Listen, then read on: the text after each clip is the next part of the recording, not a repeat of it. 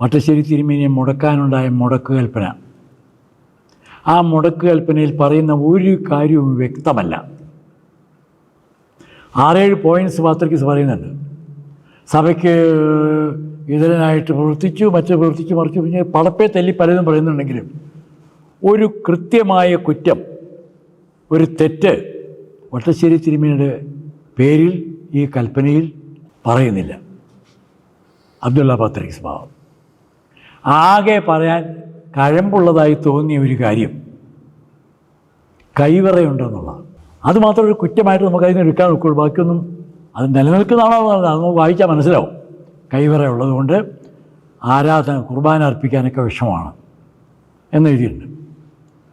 കോടതിയിൽ ഈ കാര്യത്തിൽ വെച്ച് അദ്ദേഹത്തെ ചോദ്യം ചെയ്തതായിട്ട് ഞാൻ കേട്ടിട്ടുണ്ട്. വട്ടശ്ശേരി തിരുമേനിയെ കോടതിയിൽ വിസ്തരിക്കുന്ന അവസരത്തിൽ എതിർഭാഗം വക്കീൽ ചോദിച്ചു, അങ്ങയ്ക്ക് കൈവിറ എന്ന അസുഖമില്ലേ? ഉത്തരം, ഉണ്ട്.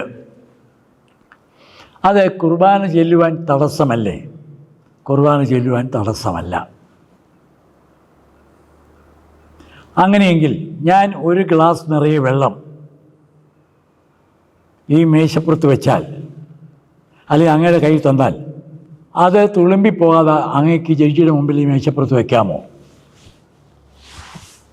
വക്കീലിൻ്റെ ചോദ്യം. വട്ടശ്ശേരി തിരുമേനിയുടെ ഉത്തരം,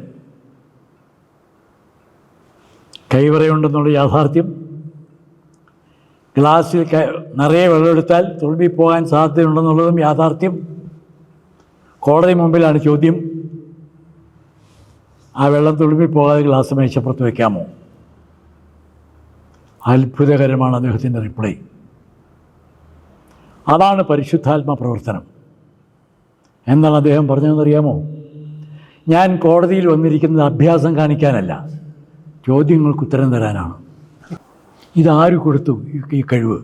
അതാണ് വട്ടശ്ശേരി തിരുമേനിക്ക് നിങ്ങൾ ന്യായാസനത്തിൽ നിൽക്കുമ്പോൾ എന്തു പറയേണ്ടു എന്നോർത്ത് വിഷമിക്കേണ്ട, ആ സമയത്ത് പരിശുദ്ധാത്മാവ് നിങ്ങൾക്ക് ആവശ്യമായത് തന്നുകൊള്ളും എന്ന് പറയുന്നതിന് തുല്യമല്ല ഈ സ്ഥിതി.